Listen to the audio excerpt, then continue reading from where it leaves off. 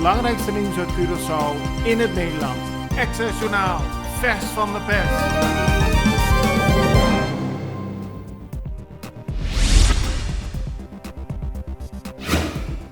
Er is onvrede binnen het politieteam. Leden van het Atraco-team en de Landelijke Beveiligingsdienst hebben vandaag overleg bij de vakbond SAP.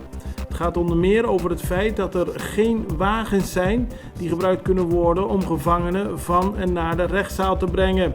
Dat betekent dat de medewerkers van het Atraco-team en de Landelijke Beveiligingsdienst hun werk niet kunnen doen of niet kunnen doen onder de juiste veilige omstandigheden.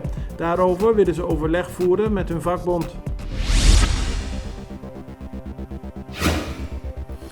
Er zijn op dit moment weinig ministers op Curaçao. Javier Silvania, de minister van Financiën, neemt op dit moment waar voor de post van minister-president, de post van minister van Justitie en de post van minister van Verkeer, Vervoer en Ruimtelijke Planning.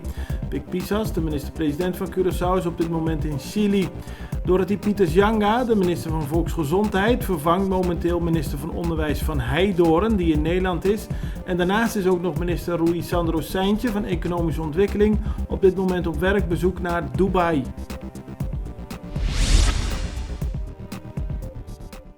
Na Colectra, nós toma tempo para servir ora com mais de comunibo.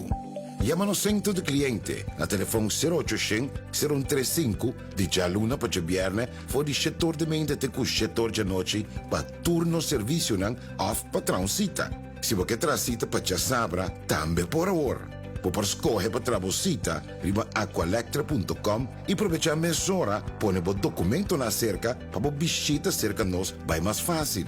Sim, Aqualectra, seu centro de cliente, está claro para servir na momento que você come a bo.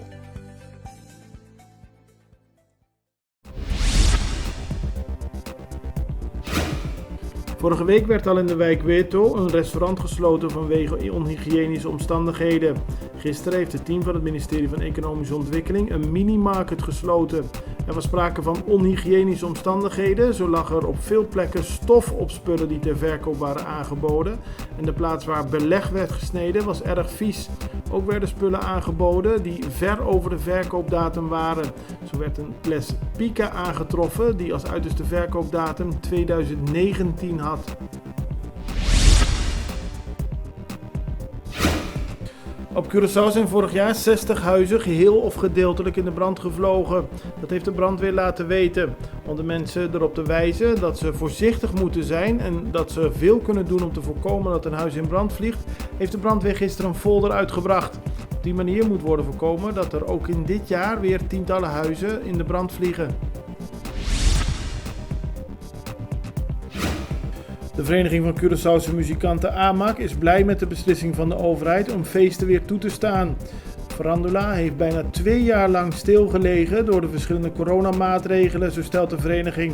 AMAC is blij dat er nu weer gefeest kan worden, maar benadrukt dat iedereen zijn of haar verantwoordelijkheid moet nemen, omdat we nog niet helemaal uit de pandemie zijn. Gisteren werd wereldwijd stilgestaan bij de Dag van de Vrouw. Dat gebeurde ook op Curaçao. Human Rights Defense Curaçao kwam bijeen met verschillende migrantenvrouwen. Daarbij werd gesproken over de verschillende mogelijkheden en problemen die migrantenvrouwen hebben op het eiland. Het ging om vrouwen uit onder meer Jamaica, Venezuela, Peru, Vietnam, India, Europees Nederland en Suriname. Alles wijst erop dat de Curaçaose honkballer Andrelton Simmons naar de New York Yankees gaat. Dat meldt de Extra vandaag. Onlangs werd Hensley Meulens al toegevoegd aan het technische team van de Yankees. Nu lijkt de weg open voor Simmons om naar New York te gaan. Simmons heeft in de Major League Baseball veel indruk gemaakt en speelde eerder voor de Atlanta Braves, de Los Angeles Angels en de Minnesota Twins. Het belangrijkste nieuws uit Curaçao in het Nederland.